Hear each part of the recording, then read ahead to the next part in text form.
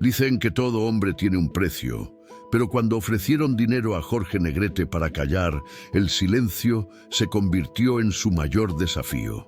Ciudad de México, 1952. Las luces del Teatro Blanquita iluminaban el rostro de Jorge Negrete cuando bajó del escenario, aún envuelto por los aplausos. Había terminado otra noche gloriosa, con el público coreando «México lindo y querido», pero detrás del telón, el aire olía a tensión.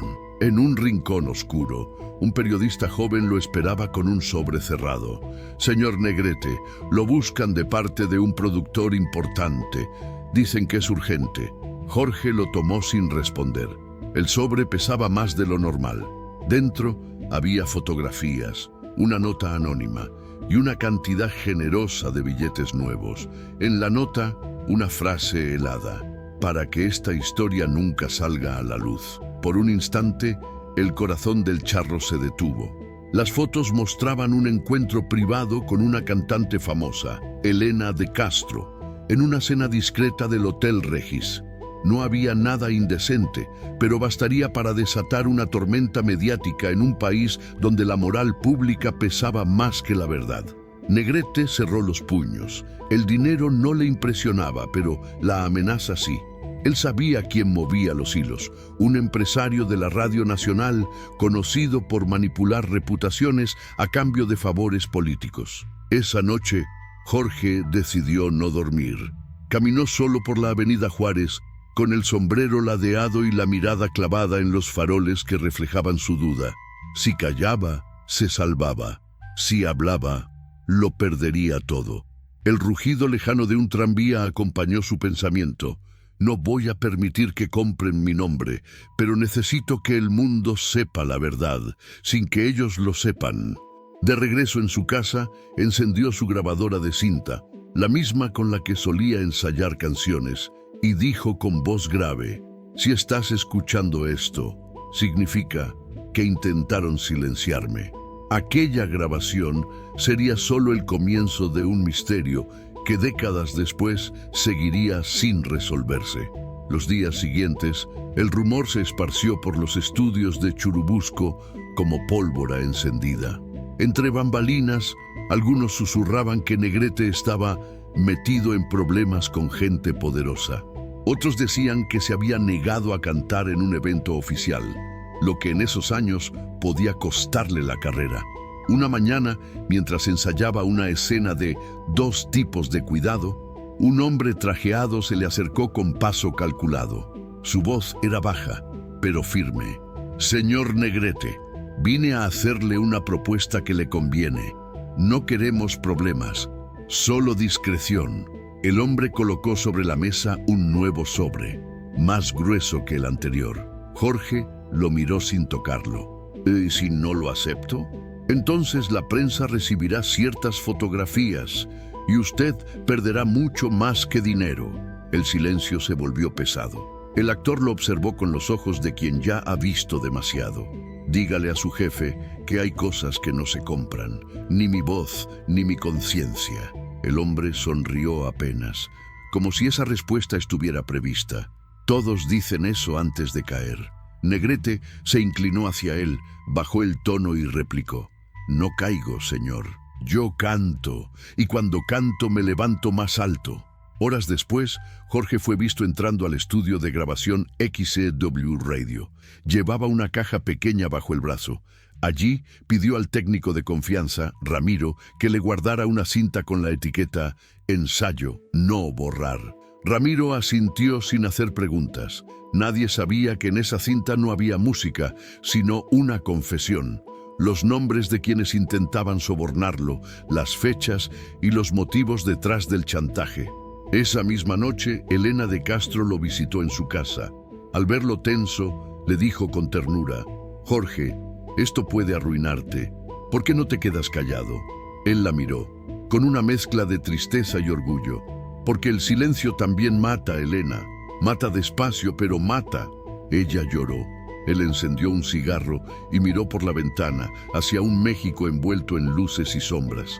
En su corazón, algo le decía que la historia estaba apenas comenzando. El amanecer de aquel jueves de 1952 llegó con un cielo plomizo sobre la Ciudad de México. Jorge Negrete había dormido poco. Su casa en la colonia San Rafael, silenciosa y ordenada, guardaba un aire de tensión. Sobre su escritorio reposaban las cartas de amenazas, el sobre de dinero que jamás tocó y un cigarro a medio consumir. Sabía que ya no se trataba solo de su reputación, había tocado intereses demasiado altos. Los nombres que mencionó en la grabación no eran simples productores, incluían políticos, empresarios de radio y hasta un conocido coronel del ejército. Al mediodía, recibió la visita de Ramiro, su técnico de confianza. Traía el rostro pálido. Don Jorge, la cinta, la que me pidió guardar, desapareció. Negrete lo miró incrédulo. ¿Cómo que desapareció? Alguien entró al archivo anoche. No forzaron nada, pero la cinta no está. Solo esa. El corazón de Jorge comenzó a latir con fuerza. No había duda, lo estaban vigilando. Caminó de un lado a otro con los brazos cruzados. Escúchame bien, Ramiro. Si algo me pasa, tú dirás lo que viste. Nadie debe tocar esa grabación si vuelve a aparecer. Nadie. Aquel día canceló sus compromisos y fue directo al Café Tacuba, donde solía reunirse con viejos amigos del gremio. Allí lo esperaba Pedro Vargas, su compañero de serenatas y confidencias. Jorge le contó parte de lo ocurrido, sin dar demasiados detalles. Pedro lo miró con preocupación. Hermano, hay batallas que no se cantan, se sobreviven. No vine a pedir ayuda, Pedro. Vine a dejar constancia. Si me callan, tú sabrás que no fue por miedo. Mientras hablaban, un hombre los observaba desde una mesa al fondo. Gafas oscuras, sombrero negro, manos quietas. Cada gesto de Negrete quedaba anotado en una libreta discreta. Esa noche, Jorge regresó a casa y decidió grabar una segunda cinta, esta vez con un mensaje aún más personal. Ajustó el micrófono, respiró hondo y comenzó a hablar. Si alguien escucha esto en el futuro, quiero que sepa que mi voz no pertenece a nadie, ni a los poderosos, ni a los cobardes. Cantar por México no fue mi deber, fue mi destino, y los destinos no se venden. Su voz tembló por un instante, como si presintiera el peso de esas palabras. Cuando terminó, guardó la cinta en una caja metálica y la selló con una cinta roja. Luego, escribió una sola palabra encima: verdad. Al día siguiente, los titulares de los periódicos anunciaron una noticia inquietante. Jorge Negrete involucrado en escándalo de financiamiento político. Era una trampa cuidadosamente armada. Fotos manipuladas, declaraciones falsas, rumores que crecían como fuego.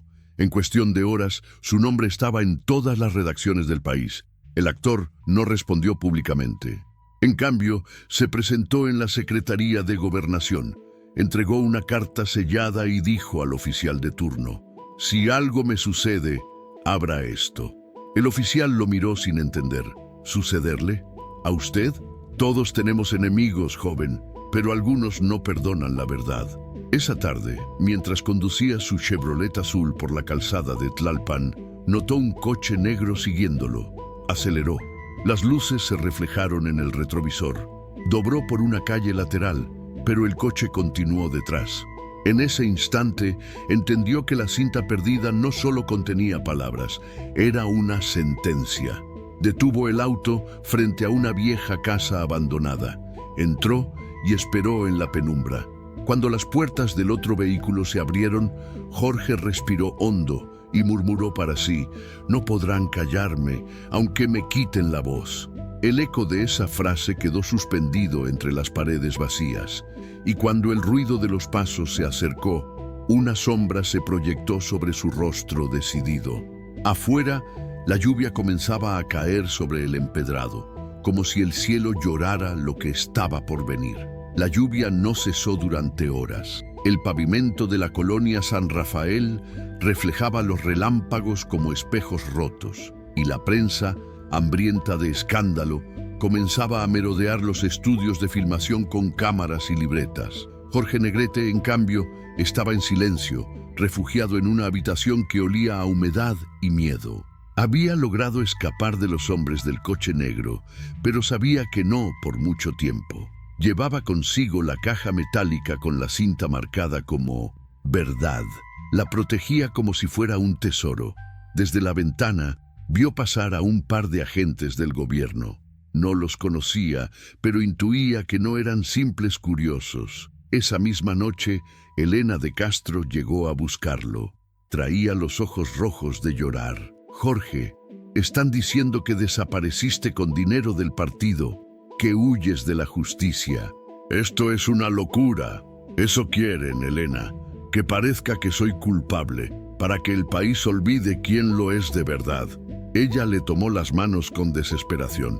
Déjame ayudarte. Nos vamos de México. Tengo contactos en California. Negrete negó con la cabeza lentamente.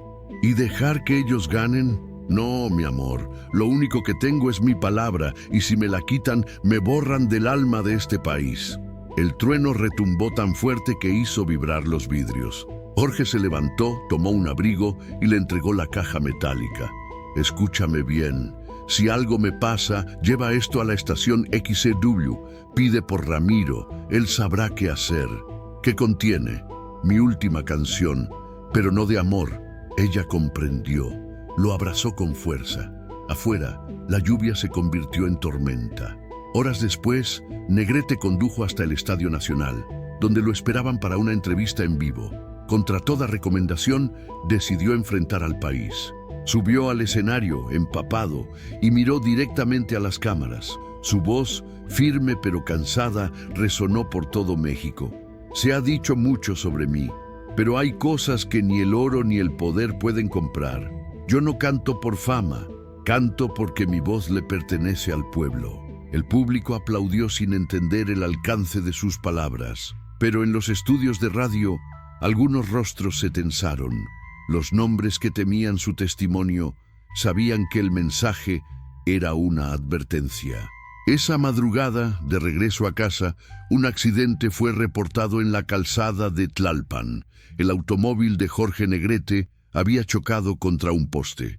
La versión oficial habló de exceso de velocidad, pero los vecinos escucharon algo distinto.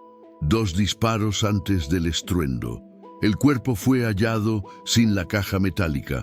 Ni la cinta, ni el sobre, ni las cartas aparecieron jamás. Solo una grabación sobrevivió, un fragmento de voz recuperado del estudio, donde Jorge decía, entre interferencias, si algún día callo, no crean que fue mi elección. La verdad siempre encuentra una forma de cantar. La noticia conmocionó al país. Los periódicos publicaron titulares contradictorios y las estaciones de radio transmitieron sus canciones sin cesar. México lloraba a su ídolo, sin saber si había muerto como héroe o como víctima. Semanas después, Elena de Castro fue vista abandonando la ciudad en un tren hacia Guadalajara. En su bolso, escondida bajo un pañuelo, llevaba una pequeña llave oxidada. Nadie supo qué abría. Pasaron los años y la figura de Jorge Negrete se convirtió en leyenda. En las plazas, los niños cantaban sus rancheras, sin saber que detrás de su sonrisa había una historia de traición, silencio y valentía.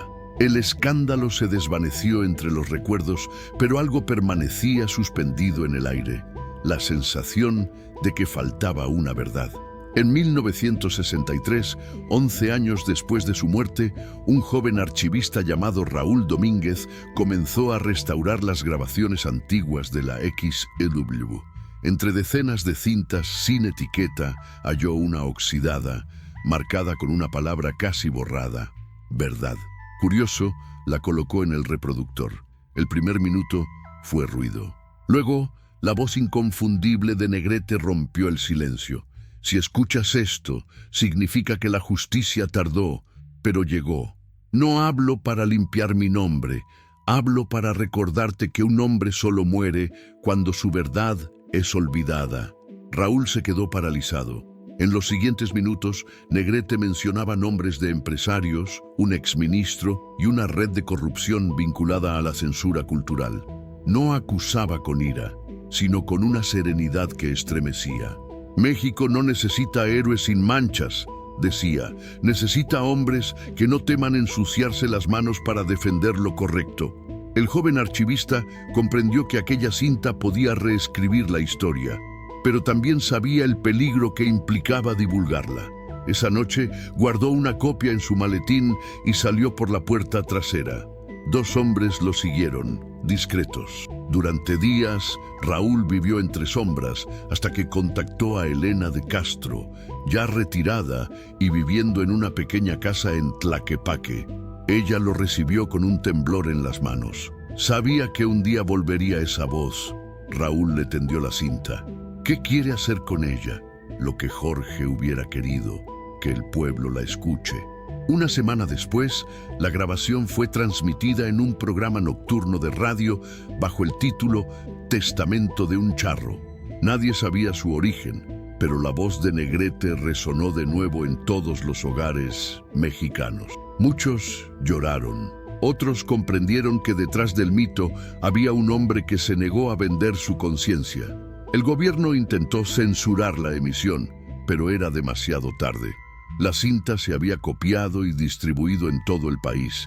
En los mercados, las pulquerías y las escuelas rurales se repetía una sola frase: la verdad no se compra, se canta. El eco de esas palabras cruzó generaciones.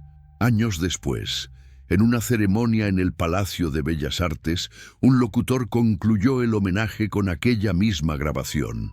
Mientras la voz profunda de Negrete llenaba la sala, el público se levantó en silencio, con lágrimas contenidas y el alma encendida.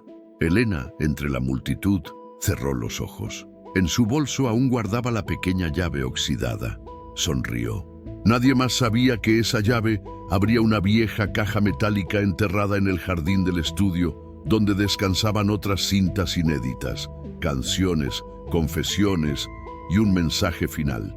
No temas al ruido del poder, témeles a los que callan por miedo, porque mientras alguien se atreva a cantar, México seguirá despierto. La grabación terminó, pero el eco de su voz jamás se apagó, porque no pudieron comprar su silencio, porque Jorge Negrete nunca dejó de cantar.